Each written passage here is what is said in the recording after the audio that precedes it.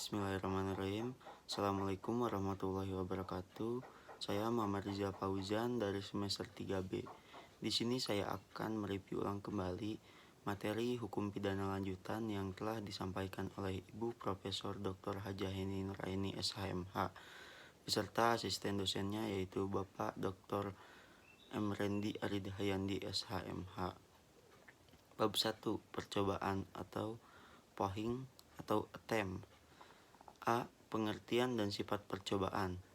Pengertian atau definisi tentang percobaan tindak pidana tidak diatur dalam KUHP, tetapi dalam KUHP hanya ada batasan yang menentukan kapan ada percobaan dan menentukan syarat-syaratnya saja, yaitu seperti diatur dalam pasal 53 dan 54 KUHP.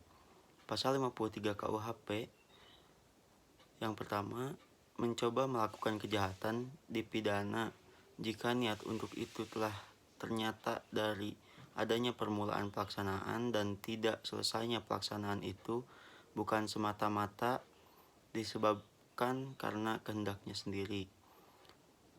Yang kedua, maksimum pidana pokok terhadap kejahatan dalam hal percobaan dapat dikurangi sepertiga.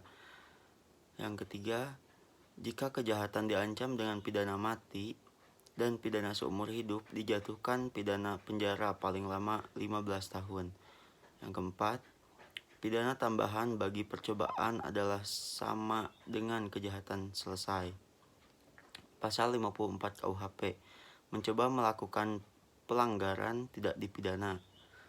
Berdasarkan kedua pasal tersebut, maka yang dapat dikenakan sanksi pidana untuk tindak pidana percobaan adalah hanya untuk tindak pidana yang berupa kejahatan yang diatur dalam buku 2 KUHP saja.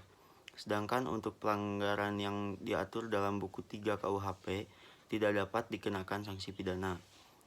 Selain itu, berdasarkan kedua pasal tersebut, maka yang dimaksud dengan percobaan adalah suatu perbuatan yang dilakukan seseorang dengan niat yang jahat dan niat itu sudah mulai dilaksanakan tetapi perbuatannya belum selesai. Tidak selesainya perbuatan tersebut bukan karena kehendak dari pelaku.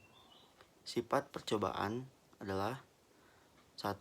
Sebagai dasar atau alasan memperluas dapat dipidananya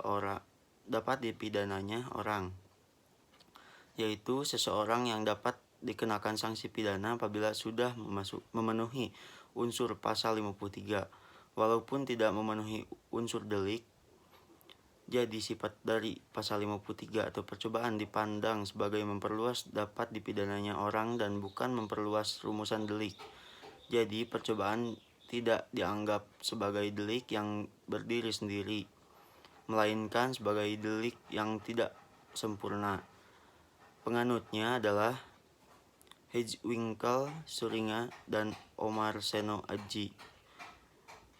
Kedua, sebagai dasar atau alasan memperluas dapat dipidananya perbuatan, yaitu bahwa tindak pidana percobaan merupakan satu tindak pidana yang bulat dan lengkap. Percobaan bukan delik yang tidak sempurna, tetapi delik sempurna dalam bentuk khusus atau istimewa. Penganutnya adalah Pompe dan Mulyatno. B. Dasar patut dipidananya percobaan. 1. Teori subjektif. Menurut teori ini, dasar patut dipidananya percobaan terletak pada sikap batin atau watak yang berbahaya dari pelaku. Penganut teori ini adalah Van Hemel. 2. Teori objektif. Menurut teori ini, dasar patut dipidana percobaan terletak pada sifat berbahayanya perbuatan yang dilakukan oleh pelaku.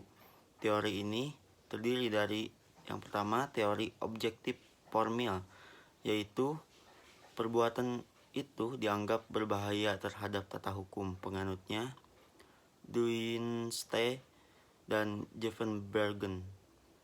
2. Teori objektif material, yaitu menganggap perbuatan itu dianggap berbahayanya terhadap kepentingan atau benda hukum. Penganutnya Simons.